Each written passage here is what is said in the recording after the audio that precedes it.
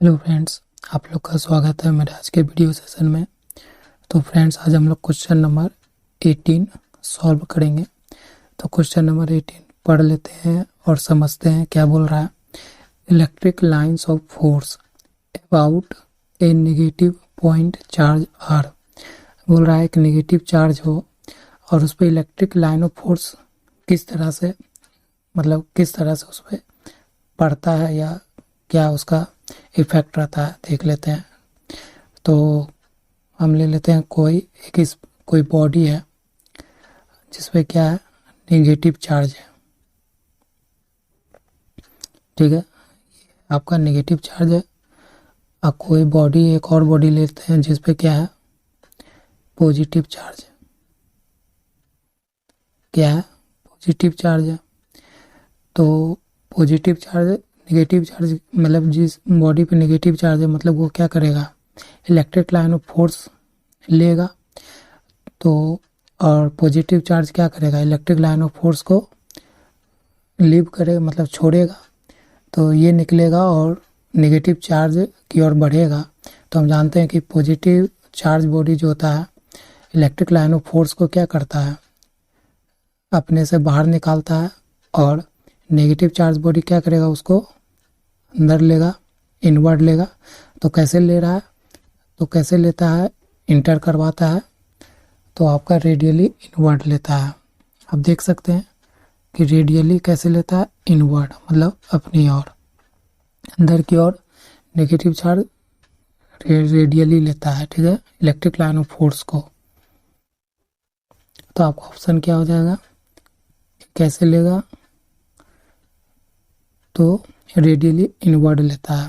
ठीक है, बस छोटा सा बात है कि कोई भी नेगेटिव चार्ज बॉडी है वो इलेक्ट्रिक लाइन ऑफ फोर्स को कैसे अपने अंदर लेता है, तो रेडियली इनवर्ड लेता है। ठीक है, जैसा कि आपको हमने फिगर में भी दिखा दिया।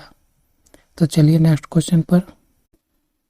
हेलो फ्रेंड्स, अब हम लोग क्वेश्चन नंबर 19 पर आ गए। क्वेश्चन नंबर 19 पढ़ते हैं और सॉल्व करते हैं। A hollow sphere of charge does not produce an electric field at any. तो क्या बोल रहा है, एक होलो स्फीयर है, वो चार्ज है, of charge does not produce an electric field at any. कहाँ पर, कोई भी स्फीयर ले लेते हैं हम, जैसे यहाँ होलो स्फीयर बोल रहा है तो हम होलो स्फीयर ले लिए। ठीक है, ये अंदर में यहाँ पर क्या है, खाली है। ठीक है, मैं इसे बना देता हूँ होलो स्फीयर को। ये भरा हुआ है और अंदर खाली है। तो ये हो गया आपका कौन सा, होलो स्फीयर। ठीक है, होलो स्फीयर हो गया। और इसी में आपसे क्या पूछ रहा है कि hollow sphere of charge does not produce an electric field at any. तो हम जानते हैं कि इलेक्ट्रिक फील्ड किसी भी चार्ज बॉडी के अंदर नहीं होता है। कहाँ पर नहीं होता है, इनसाइड। इनसाइड जो है, कोई भी चार्ज बॉडी के इनसाइड जो है इलेक्ट्रिक फील्ड क्या पाया जाता है, जीरो। तो इनवर्ड में पाया जा रहा है। तो हम यहाँ पर लगा सकते हैं इंटरनल पॉइंट पे क्या होता है, सेकेंड ऑप्शन, इंटरनल पॉइंट पे इलेक्ट्रिक फील्ड का मान क्या होता है, जीरो होता है। हमेशा याद रखेंगे, कोई भी चार्ज बॉडी के अंदर जो होता है इलेक्ट्रिक फील्ड का मान क्या होता है, जीरो होता है।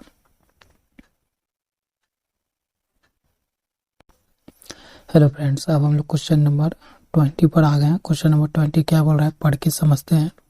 बोल रहा है two charge sphere of radius 10 centimetre and 15 centimetre are connected by a thin wire. बोल रहा है कि हमारे पास दो चार्ज स्फीयर है। ठीक है, उसका रेडियस आपको दिया हुआ है 10 सेंटीमीटर और एक का दूसरे का 15 सेंटीमीटर, और दोनों को कनेक्ट कर देंगे एक थिन वायर से। तो no current will flow if they have. तो दोनों में करंट फ्लो नहीं हो रहा है। तो क्यों नहीं हो रहा होगा, तो मान लीजिए कि हम दो स्फीयर बनाते हैं, दोनों चार्ज है। ठीक है, और एक का रेडियस है, एक का जो रेडियस का मान है वो दिया हुआ आपको 10, क्या दिया हुआ है, 10 सेंटीमीटर। और दूसरे का रेडियस दिया हुआ है कितना, ये R1 मान लेते हैं, ये R2 15 सेंटीमीटर। ये थोड़ा बड़ा गोला बना देते हैं, ये हो गया 15 सेंटीमीटर वाला रेडियस। ठीक है, तो 15 सेंटीमीटर हो गया रेडियस। तो बोल रहा है कि दोनों को क्या कर सकते हैं, एक थिन वायर से कनेक्ट कर देते हैं। दोनों को क्या करते हैं, एक थिन वायर से कनेक्ट कर देते हैं। तो कनेक्ट करने पे बोल रहा है कि करंट जो इसमें फ्लो नहीं हो रहा है। तो करंट किस कंडीशन में फ्लो नहीं होता है, जब हमारा पोटेंशियल क्या हो जाए, जब हमारा पोटेंशियल डिफरेंस क्या हो, जब हमारा पोटेंशियल डिफरेंस क्या हो जाता है, सेम हो जाता है। दोनों स्पेयर पे, दोनों चार्जिंग बॉडी पे हमारा पोटेंशियल डिफरेंस सेम होता है, तो हम जानते हैं कि नो करंट फ्लो, हमारा क्या होता है, कोई करंट फ्लो नहीं होता है। ठीक है, सेम पोटेंशियल हो जाने पे हमारा करंट क्या होता है, फ्लो नहीं होता है। तो हम लिख सकते हैं, ऑप्शन में देख लेते हैं, सेम पोटेंशियल के कारण। तो ऑप्शन 4 हमारा सही हो जाएगा कि दोनों चार्ज स्पेयर पे रेडियस का कोई बात नहीं है, यहाँ पर दोनों पे पोटेंशियल सेम हो गया, इसलिए करंट क्या होता है, हमारा फ्लो नहीं होता है। ये तो BEE का क्वेश्चन है, ये इतना तो बात पता होना चाहिए कि सेम पोटेंशियल होने पे हमारा क्या होता है, करंट का कोई फ्लो नहीं होता है। ठीक है, करंट फ्लो नहीं होता। तो चलिए नेक्स्ट क्वेश्चन पर। हेलो फ्रेंड्स, अब हम लोग क्वेश्चन नंबर 21 पर आ गए। क्वेश्चन नंबर 21 क्या बोलता है, पढ़ लेते हैं। बोल रहा है electric potential is a, electric potential is a क्या होता है, स्केलर क्वांटिटी होता है। ये तो BEE का ही छोटा सा पार्ट है कि इलेक्ट्रिक पोटेंशियल क्या होता है। हमारा इलेक्ट्रिक पोटेंशियल को हम कैसे दिखाते हैं, तो V से दिखाते हैं। V बराबर क्या होता है, W/Q होता है, जो ये होता है वर्क बाय क्या होता है, चार्ज। तो वर्क बाय चार्ज होता है, और वर्क भी हमारा क्या होता है, स्केलर होता है, स्केलर क्वांटिटी होता है। और चार्ज भी हमारा क्या होता है, स्केलर क्वांटिटी होता है। जब दोनों स्केलर क्वांटिटी है तो हमारा इलेक्ट्रिक फील्ड भी क्या होगा, स्केलर क्वांटिटी ही होगा। ठीक है, तो इलेक्ट्रिक पोटेंशियल भी हमारा क्या होता है, स्केलर क्वांटिटी होता है। ये सब छोटा छोटा MCQ है, इसे याद रख सकते हैं। हेलो फ्रेंड्स, अब हम लोग क्वेश्चन नंबर कितना पर आ गए, 22 पर। ठीक है, 22 पर। तो बोल रहा है ए charge Q1 exerts some force on a second charge Q2. A third charge Q3 is brought near. The force of Q1 exerted on Q2. तो इसमें कंडीशन पूछ रहा है, देखिए क्या है, एक चार्ज हमारा इस तरह से मान लेते हैं, एक चार्ज Q1 है, एक चार्ज Q2 है, और Q1 जो है इस पे कुछ फोर्स लगा रहा है। ठीक है, इस पे क्या कर रहा है, फोर्स क्रिएट कर रहा है। और कोई चार्ज क्या हुआ, Q3 भी आ गया। तो पूछ रहा है कि इस पे जो ये Q1 फोर्स लगाएगा, ठीक है, ये लिखते हैं कैसे कि F कौन लगा रहा है फोर्स, 2 1, मतलब 2 पे फोर्स ऐसे लिखते हैं, और इस पे लगा रहा है 3 पे 1 लगा रहा है, ऐसे लिखते हैं। तो जो फोर्स है फ्रेंड्स, पूछ रहा है कि क्या फोर्स का मान बदल जाएगा। तो मान लीजिए ये डिस्टेंस क्या है, ये डिस्टेंस r² मान लेते हैं, ये डिस्टेंस भी हमारा d² मान लेते हैं, ये भी डिस्टेंस हमारा कुछ d² में ही हम लोग अंदर लाते हैं। तो इसके लिए जो पहला के लिए जो है, ये F21 के लिए बाय कूलम्स लोग क्या लिख सकते हैं कि Q1 × Q2 बाय 4 पाई ε0 r, फिर d का स्क्वायर, जो डिस्टेंस माने तो d का स्क्वायर यही होगा। उसी तरह अगर इस पे फोर्स लगा रहा है तो इसके लिए F31 क्या लिख सकते हैं, Q1 × Q3 बाय 4 पाई ε0 d², यही लिख सकते हैं।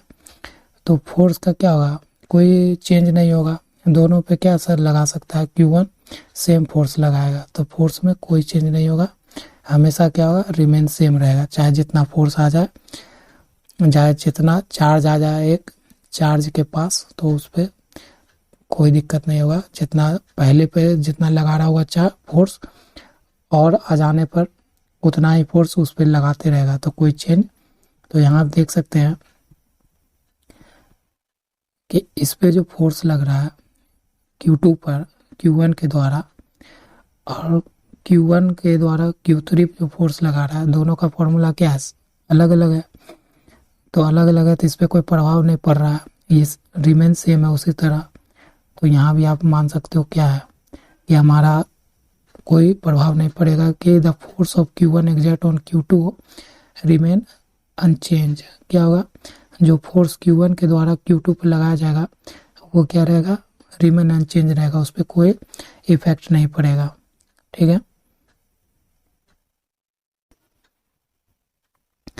हेलो फ्रेंड्स, अब हम लोग क्वेश्चन नंबर कितना पर आ गए, क्वेश्चन नंबर 23 पर आ गए।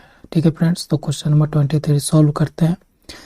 तो क्या बोल रहा है, the potential at a point due to a charge is 9 volt. बोल रहा है कि पोटेंशियल जो है किसी पॉइंट पर किसी चार्ज के द्वारा 9 वोल्ट है। यदि distance is increased 3 times the potential at that point will be. अगर आप डिस्टेंस हम क्या करें, पॉइंट और चार्ज के बीच में 3 गुना करते तब पोटेंशियल उस पॉइंट का क्या होगा ये बताना। तो देखिए, पहले तो हम लोग जानते हैं वी नो डैट, हम लोग जानते हैं क्या कि पोटेंशियल बराबर क्या होता है, पोटेंशियल का फॉर्मूला, तो पोटेंशियल POTENTIAL, पोटेंशियल को हम V से रिप्रेजेंट करते हैं। तो पोटेंशियल का फॉर्मूला क्या होता है, जब कोई चार्ज बॉडी किसी पॉइंट पे पोटेंशियल लगा रहा होता है तो Q/4πε0ε और डिस्टेंस, जो डिस्टेंस है, ठीक है, ये होता है। तो हम यहाँ पर एक फिगर बना लेते हैं। मान लीजिए कोई चार्ज है, ठीक है, और एक पॉइंट है P, और इस पे क्या कर रहा है, ये एक फोर्स एग्जर्ट कर रहा है इस पॉइंट पर, P पॉइंट पे, मतलब पोटेंशियल लगा रहा है। पोटेंशियल का मान कितना है दिया हुआ है, 9 वोल्ट दिया हुआ है, ठीक है, इस Q के द्वारा। तो इस फिगर के द्वारा पोटेंशियल क्या लिख सकते हैं, V = Q/4πε0ε और डिस्टेंस जो मान लेते हैं ये D डिस्टेंस है। तो ये हो गया पहला पोटेंशियल का फॉर्मूला। इस पे आप मान बैठा दे तो ये मान आपको दिया हुआ 9 वोल्ट। तो Q माने तो Q ही रहने देते हैं, Q/4πε0 और ये डिस्टेंस, ठीक है। ये हमको क्या मिल गया, पहला इक्वेशन मिल गया, ठीक है।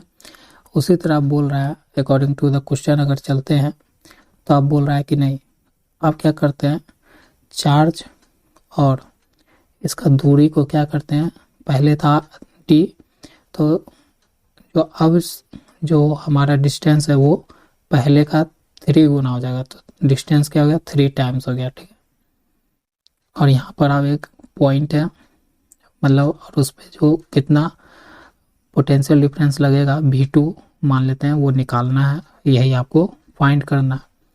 तो कुछ नहीं, इस फिगर के अकॉर्डिंग अगर आप फॉर्मूला लिखोगे पोटेंशियल का तो V2 बराबर क्या हो जाएगा, Q/4πε0ε और D, ये होगा मतलब फॉर्मूला। लेकिन क्या हो जाएगा, V2 बराबर Q/4πε0ε और D को क्या माने हैं, यहाँ पर D2 हो जाएगा, तो D को क्या माने हैं, 3D माने हैं। तो मेरा क्या आ गया, सेकेंड इक्वेशन आ गया। अब फर्स्ट इक्वेशन को सेकेंड इक्वेशन से, अगर हम फर्स्ट इक्वेशन को सेकेंड इक्वेशन से डिवाइड कर दे तो हम क्या पाते हैं, तो हम देख सकते हैं कि हमारा 9 वोल्ट बाय में V2 = Q/4πε0ε और ये D था, और हम यहाँ लिख सकते हैं कि Q/4πε0ε और D कितना यहाँ पर आ गया, 3D आ गया, ठीक ना, क्योंकि पहले का 3 गुना कर दिया डिस्टेंस को दूर, ठीक है, तो 3D आ गया। तो यहाँ से देखो ये Q और ये Q कट जाएगा, यहाँ से 4 पाई एप्सिलॉन नॉट और एप्सिलॉन आर, यहाँ से भी 4 pi epsilon naught epsilon r cut जाएगा, ये D से ये D कट जाएगा, ठीक है। तो हमारे पास क्या बचेगा 9V2 इक्वल टू 1/1 बाय 1/3 बचा। ये 3 को हम ऊपर भेज सकते हैं, तो क्या हो जाएगा 3 गुना 1/1 इंटू 1, जो हमारा 3/1 आ जाएगा। तो हम इसी फॉर्मूला को और रीअरेंज करके लिख सकते हैं, इस तरह से लिख सकते हैं। तो ये 3 से ये 9 कट जाएगा 3 बार में, और V को इस तरफ भेज देते हैं, तो V2 इक्वल टू क्या हो जाएगा 3 वोल्ट्स आ जाएगा मेरा ये फॉर्मूला। मतलब ये आंसर आ जाएगा कि हमारा जो सेकेंड वोल्टेज है, पोटेंशियल पूछ रहा है, वो कितना आ जाएगा 3 वोल्ट्स हो जाएगा दूरी बढ़ाने पर। तो आपका यही आंसर है, ठीक है। तो सॉल्यूशन समझ में आया होगा फ्रेंड्स। तो मिलते हैं फिर से आपसे नेक्स्ट क्वेश्चन पे नेक्स्ट वीडियो में।